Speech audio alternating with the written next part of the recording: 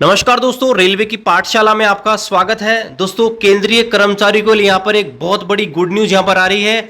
जी हाँ दोस्तों, union budget 2024 यहाँ पर जल्द ही घोषित किया जाएगा और यह 23 जुलाई 2024 को यहाँ पर घोषित किया जाना है। और इससे पहले दोस्तों यहाँ पर बड़ी खबर आ रही है कि यहाँ पर सरकार केंद्रीय कर्मचारियों के लिए जीपीएस यानी कि गारंटीड पेंशन स्कीम के लिए यहां पर जो है मीटिंग यहां पर बुलाई जा रही है, अर्जेंट मीटिंग यहां पर बुलाई जा रही है। वो भी दोस्तों मैं आपको ऑफिशियल लेटर यहां पर दिखाऊंगा। और दोस्तों यहां पर ओपीएस नहीं, एनपीएस नहीं, अब की बार जो सेंट्रल गवर्नमेंट है वो जीपीएस देने के ऊपर विचार कर रही है। तो चलिए आज के इस वीडियो में हम आपको बताएंगे कि ओपीएस क्या है, एनपीएस क्या है और जीपीएस क्या है, तीनों में क्या डिफरेंट है और तीनों में से सबसे बेस्ट कौन सी है। तो चलिए शुरू करते हैं आज के इस वीडियो को। तो पहले हम यहां पर थोड़ा सा कंपेयर कर लेते हैं एनपीएस स्कीम और ओपीएस स्कीम की। देखिए, जो पुरानी पेंशन स्कीम है उसको ओपीएस यानी कि ओल्ड पेंशन स्कीम यहां पर कहा जाता है, जो यहां पर पहले से लागू है। लेकिन जो एनपीएस है, जिसे न्यू पेंशन स्कीम कहा जाता है, यह 1/1/2004 के बाद अप्लाई है। यानी कि जो भी कर्मचारी 1/1/2004 के बाद कोई भी गवर्नमेंट सर्विस को ज्वाइन करता है, बाय डिफॉल्ट उसके ऊपर एनपीएस यहां पर लागू होता है। अब देखिए, बात करें एनपीएस में और ओपीएस में, तो देखिए कंट्रीब्यूशन की बात करते हैं तो ओपीएस जो होता है उसके अंदर आपका कोई कंट्रीब्यूशन नहीं होता है, यानी कि आपकी सैलरी से कोई पैसा कंट्रीब्यूट नहीं होता, कोई भी डिडक्ट नहीं होता। लेकिन वहीं बात करें एनपीएस की, एनपीएस में आपकी जो सैलरी होती है उसका 10% जो है यहाँ पर डिडक्ट होता है। और ये 10% डिडक्ट जो होता है उसके बाद 14% गवर्नमेंट का कंट्रीब्यूशन होता है। और ये जो पैसा होता है ये इन्वेस्ट किया जाता है अलग अलग इक्विटी में, और यह डायरेक्टली आपका शेयर मार्केट से लिंक होता है। बात करें जीपीएफ की, तो जीपीएफ जो होता है इसकी सुविधा आपके ओपीएस के अंदर ही है, यानी कि एनपीएस के अंदर आपका जीपीएफ की सुविधा नहीं है। बात करें फैमिली पेंशन की, यानी कि आपका जो कर्मचारी है, अगर कर्मचारी की इनकेस डेथ हो जाती है, उसके बाद उसकी पत्नी, उसके बच्चों को जो पेंशन मिलने का प्रावधान है केवल आपके ओपीएस में है। एनपीएस के अंदर प्रावधान तभी है जब कर्मचारी ऑन ड्यूटी यानी कि रिटायर होने से पहले अगर खत्म हो जाता है, तो उसी स्थिति में ही आपका फैमिली पेंशन उसके जो आश्रित है उनको यहाँ पर मिलने का प्रावधान है।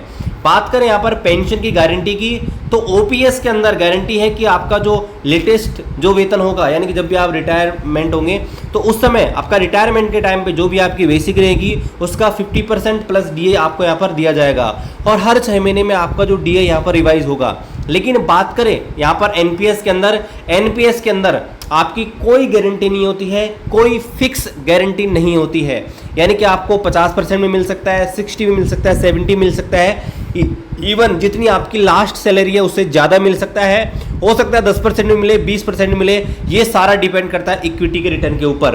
यानी कि आपका जो पैसा इन्वेस्ट किया जाता है शेयर मार्केट में, उस शेयर मार्केट की वैल्यू क्या होती है उसके आधार पर आपका यहाँ पर जो रिटर्न यहाँ पर जनरेट होता है उसके आधार पर आपको मौका दिया जाता है। 60% जो पैसा है आप यहाँ पर ले सकते हो और 40% जो आपका पैसा होता है कॉर्पस, उसकी आपको जो है पेंशन यहाँ पर लेनी पड़ती है। तो ये दोस्तों यहाँ पर मोटा मोटा था ओपीएस और एनपीएस का।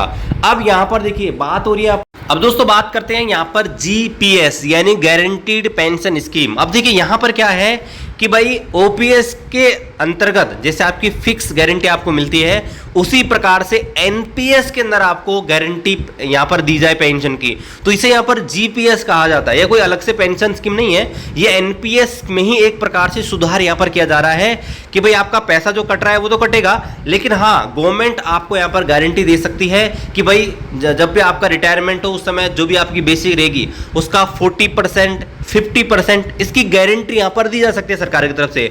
वो सरकार डिसाइड करे कि भाई कितनी % गारंटी हम देंगे, हो सकता है 40% हो, 45 हो या 50 हो, ये गारंटी सरकार की तरफ से दे दी जाएगी।